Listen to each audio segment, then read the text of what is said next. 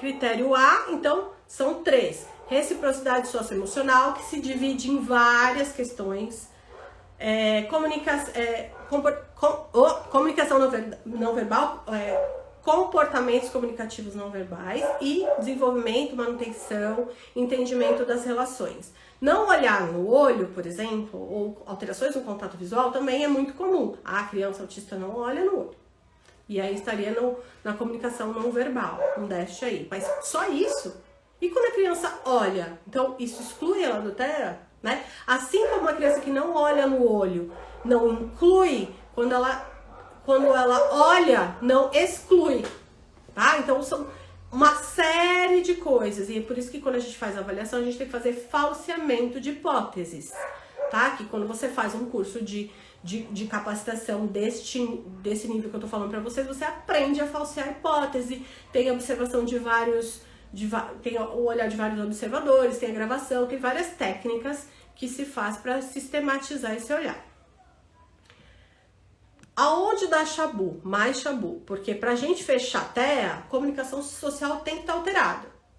Beleza, tá alterada, ó, essa criança tem todos os critérios aqui, os 3 de 3 da comunicação social.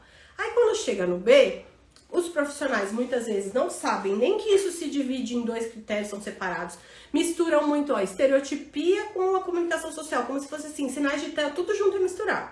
Não são. São 3 do critério A e depois 2, no mínimo, do critério B. Vamos supor que essa criança, uma criança fictícia, tá? A criança Maria. A Maria tem comunicação social alterada e ela tem estereotipia, que é a primeira bolinha aqui que vocês estão vendo. Estereotipias, ela faz flapping de mão, tá? E ela tem seletividade alimentar. É a bolinha de baixo aqui do lado direito, a última bolinha. Hiperreatividade sensorial. Eu só falei 2 sintomas. Como eu falei, só isso não coloca, mas são sinais de risco. E aí a gente vai avaliar para ver se ela fecha se tem mais comportamentos relacionados a estereotipias motoras do movimento, do discurso, se tem mais questões de hiperreatividade sensorial, porque são vários critérios e isso precisa fechar em termos de qualidade, intensidade e persistência. Não é só o fato de um flapping de mão e de uma seletividade. É claro que esses são sinais clássicos e normalmente uma criança que faz flapping de mão tem alguma coisa acontecendo com o desenvolvimento dela.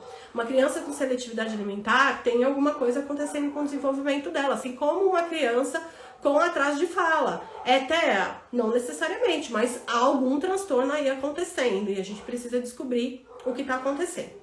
O problema aqui no critério B, que vai dando essa cara de será que é, será que não é? Porque ele não faz flapping, mas criança autista faz flapping. É porque ele pode ter, por exemplo, interesse fixo e restrito e dificuldade com rotina e ritual. E não ter os sintomas mais clássicos do TEA.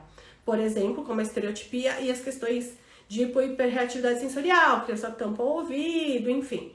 Se ele for uma criança com interesse em Pokémon, toda criança tem interesse em Pokémon, né? Como diferenciar o interesse normal da infância no interesse super fixo e restrito? Precisa de capacitação, precisa de olhar treinado, precisa saber como colocar isso na clínica para você diferenciar a qualidade da interação com elementos de hiperfoco, sem elementos de hiperfoco, enfim.